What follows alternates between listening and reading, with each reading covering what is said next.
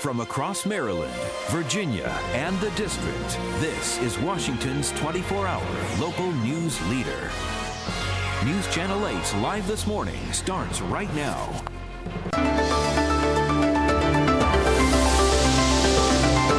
(10:54) on this Monday morning. There's been an awful lot of talk on how health care reform might affect patients.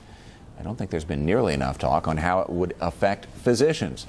Dr. Anu Gupta is with Radiation Oncology Associates in Radiation Oncology. Let me get that right, Dr. Gupta. And she's a frequent contributor here on News Channel 8, and we always like to see her.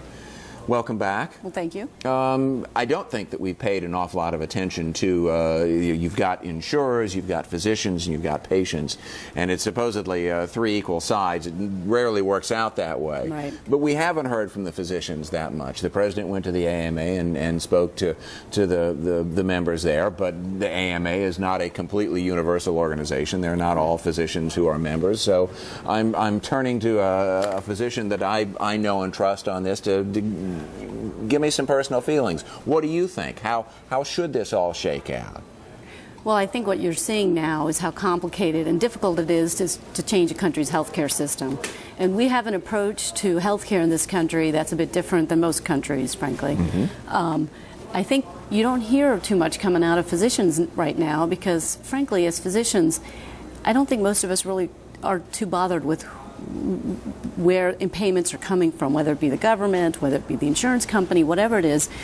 You know, we're trying to take care of our patients and do the best that we can for our patients. So I think physicians have been somewhat silent on this, maybe not rightfully so, mm-hmm. but, you know, there's so much noise and ruckus being made right now that I think we're all, as physicians, waiting to see basically what happens. Because, as I said, you know, we want to provide quality care. And it doesn't matter to us where payments are coming from. Should physicians be a little more proactive, though, in all of this, do you think? Because they are a very important... This triad here, and if we know anything in this town is that if you're quiet, you're liable to get run over by the bus that's going right over the top. Something is going to happen one way or the other, and if you want to be a part of it, you need to be in it, not underneath it. Well, I think that's the problem. I think as physicians, we don't actually feel we have much control over where this is going. You know, we're on the front end, but with little control. And, you know, it's very difficult to take care of patients and still be involved with all this other stuff. And that is your job, above all else, is to take care of the patients. This has become a very emotional debate. In your practice, do you get questions from patients? People say, what do you think about this? Well, we get questions, you know, dealing with cancer diagnoses is one of the most frightening diagnoses you can get. Yes. And then on top of it, when you add on all these insurance issues and complaints about, I don't understand this and why isn't this covered, we spend a lot of time doing that kind of education.